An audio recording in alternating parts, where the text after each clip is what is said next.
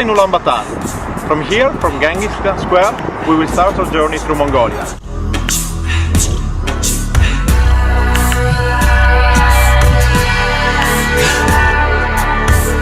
The capital city of Mongolia is a mixture between Russian and Chinese style. The city is the starting point for any travelers, and as usual, we try to see as much as we can in the little time we have.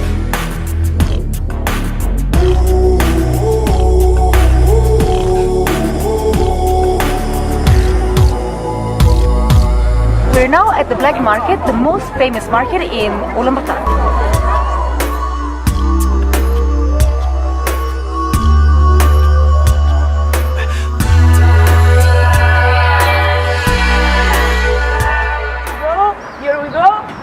One car, two cars, beautiful mechanic, Russian jewelry, and ready to go. Finally, we have our cars, and we start driving towards south, towards the Gobi Desert.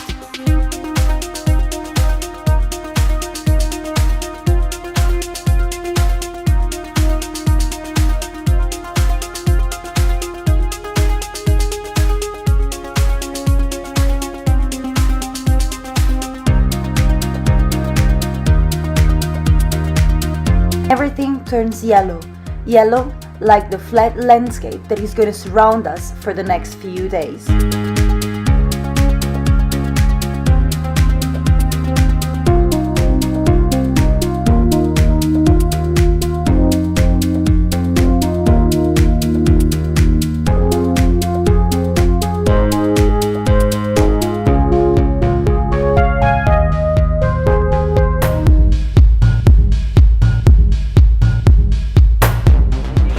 Bravissimo! Dai un po' di gas, accelera un po', accelera un po'. Accelera un po'. Second day. We're going to Gobi Desert. Once we enter the Gobi area, we head towards the Yolinam Canyon.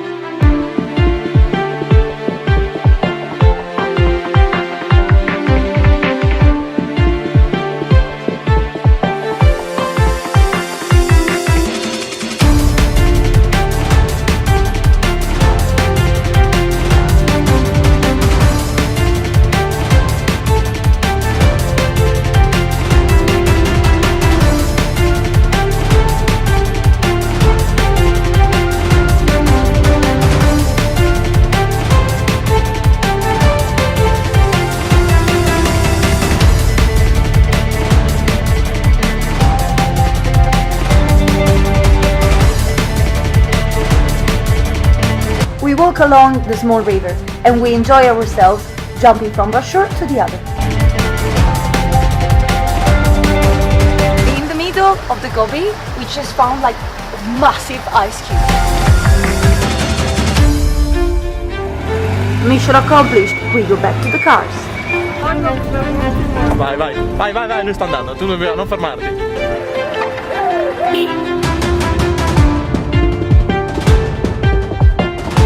The Gobi is the second largest desert in the world, and it's not only sand dunes, but also mountains and dry lands.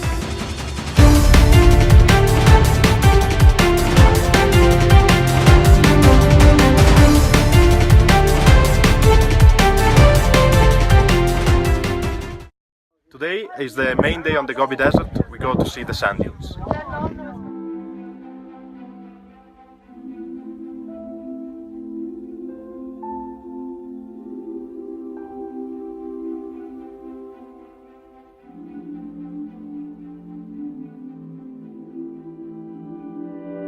Are here where the sand dunes are, and we will try to climb them. So let's give it a go. Sand dunes run for over 100 kilometers, and their top can reach up to 300 meters.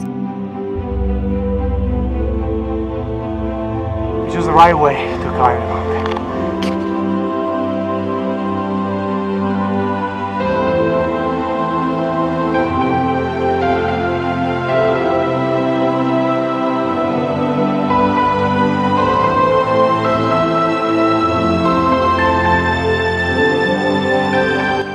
Unfortunately, it's a very grey and rainy day. But while we're reaching up the top of the dunes, the sky clears up and the sun appears. It appears and it colors the sand dunes in gold.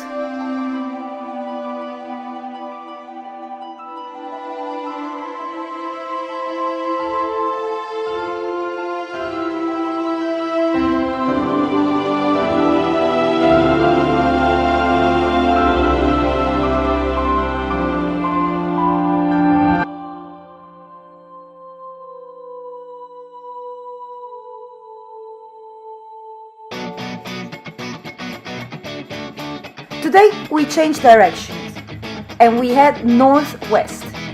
We constantly off roads and of course we started having some troubles with the cars.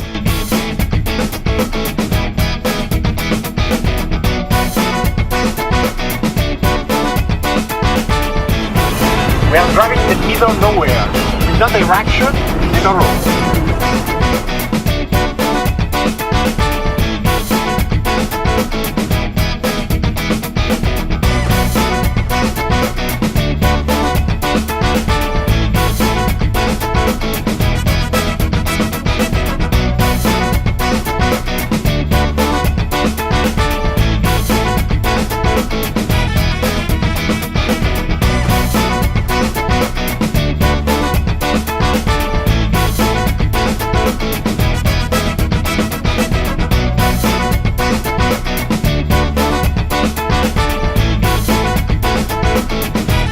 Today to the Orcon Valley, we're gonna pass through two high mountain passes and we're gonna see the Orcon Valley.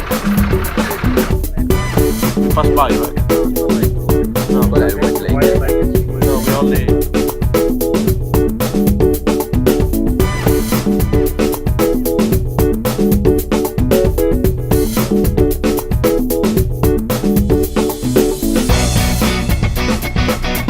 Suddenly, one of our car breaks down and we have to stop and ask for help to one of the local family. They still live in traditional tents and they still follow their ancient traditions.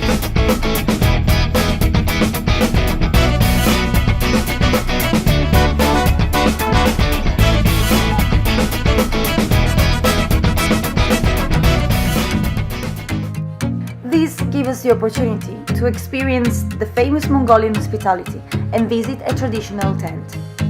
The yurt has been the center of Mongolian families for more than 3,000 years. mozzarella questa. Someone like around 10,000 euros. Oh, really? Wow, yes, trust me.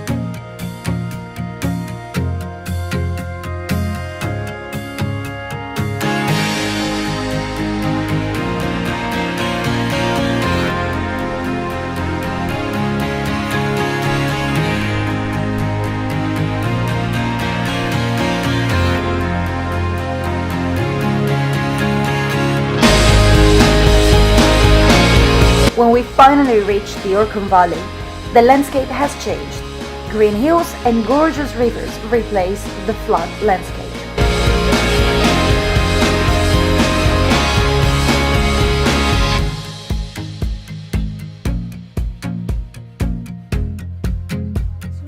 This is a girl, only real Mongolian typical house.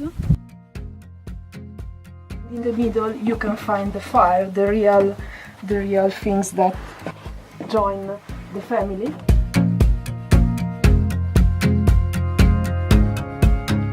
Today is an important day. We are in the middle of our journey and we are going to see what is left of the old Mongol capital of Karakorum.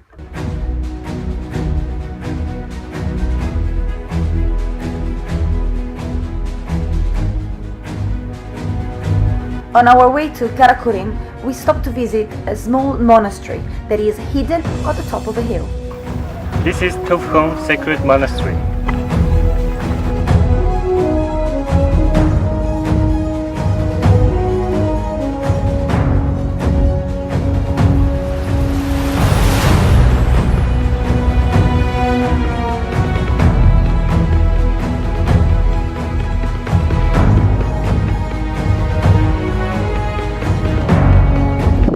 This is what is left from the ancient Mongol Empire, Karakurim, and it was destroyed in 1500. And then they used basically all the ruins to build the temple that is at my left-hand side.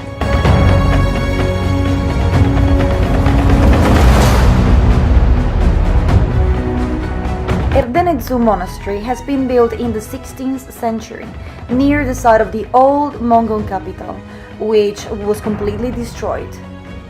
The Turtle Rock is the only original stone left.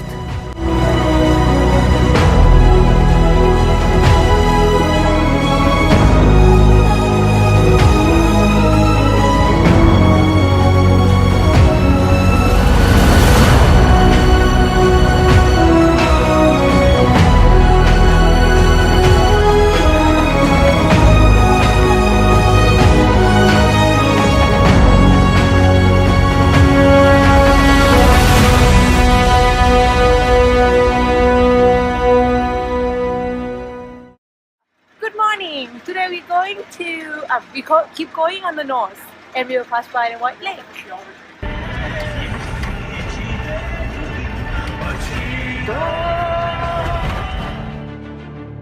We keep driving north. The weather is changing. Temperature drops and it starts raining.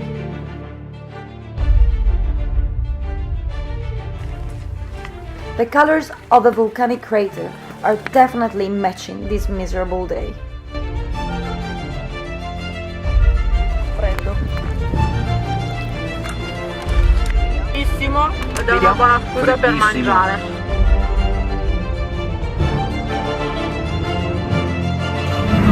Vai viaggio!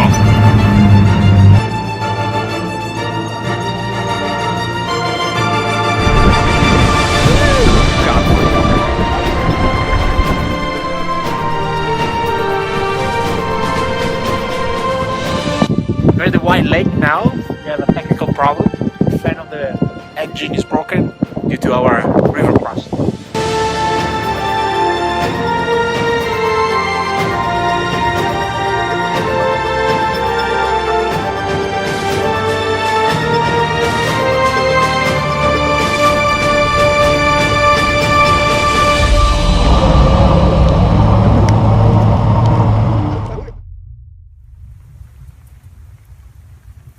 Okay, finally the day is ended. So now finally we got to the camp. It's 2 a.m. in the morning. The only thing we want to do is just go to sleep. And here we go. We spent the night crossing rivers, going through snowstorms, and now we are here direction to Lake Kosvogol.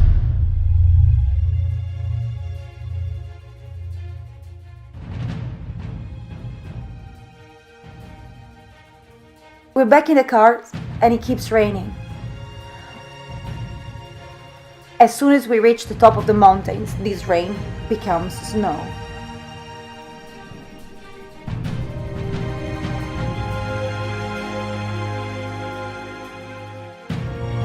With our winter equipment, we spend more than 4 hours stuck on a mountain pass.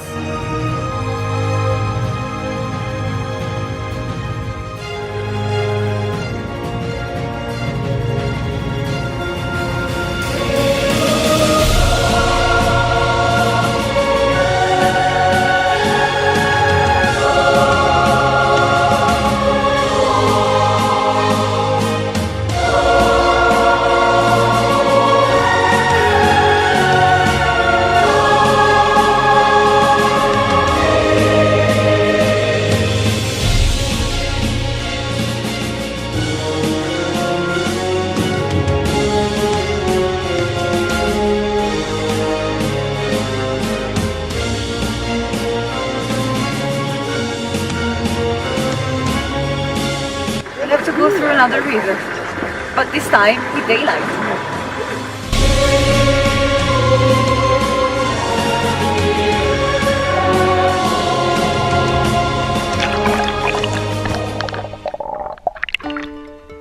After almost 12 hours of non-stop driving, we finally reached the Kosvogol Lake. We're now in the north, near the Russian border.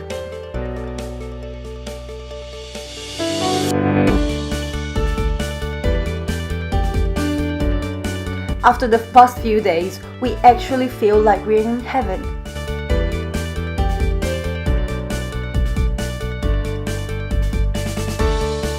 Beautiful sunny day on Lake Kosbogol, and the kids here are playing. The lake contains 2% of the total still water in the world and is one of the favorite holiday places for the locals. We finally have some time for ourselves. Some of us take a boat, some prefer horse riding, and someone decides to swim in the freezing water.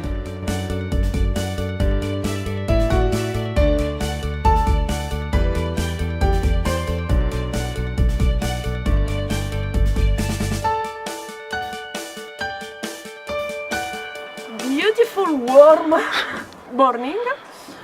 We are now leaving the lake Osgol towards our trip back to Ulaanbaatar.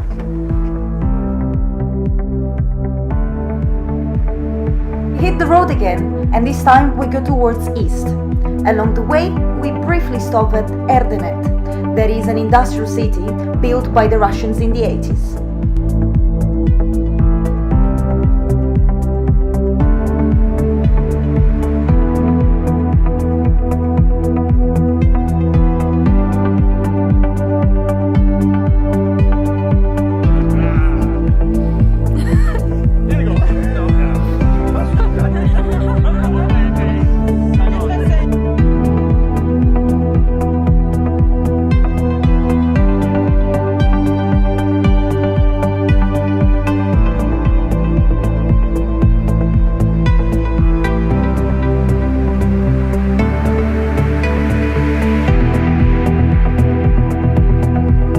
We're in Erdenet, a typical industrial city in Mongolia.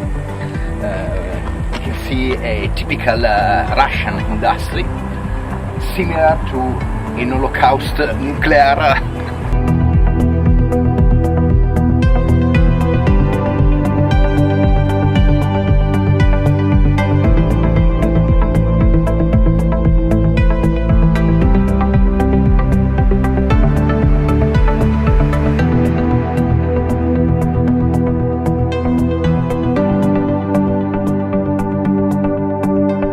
Today in Amarbais Galant, which is the biggest temple in Mongolia. The Amarbais Galant Monastery is one of the 3 main temple sites. It was built by the Manchu Emperor in the 17th century, and it survived the Russian devastation after the Second World War.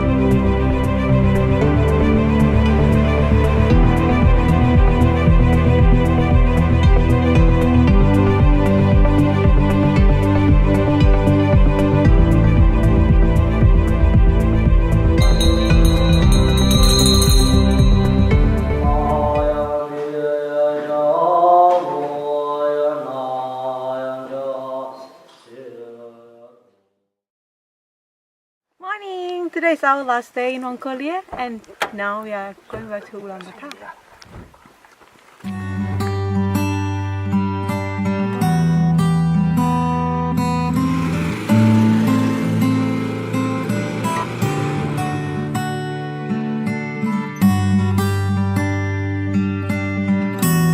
We're now at the end of our trip, and we go back to Ulaanbaatar.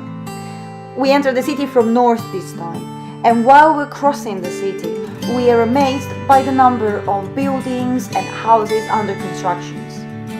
It feels like a traditionally nomadic population is now keen to settle down.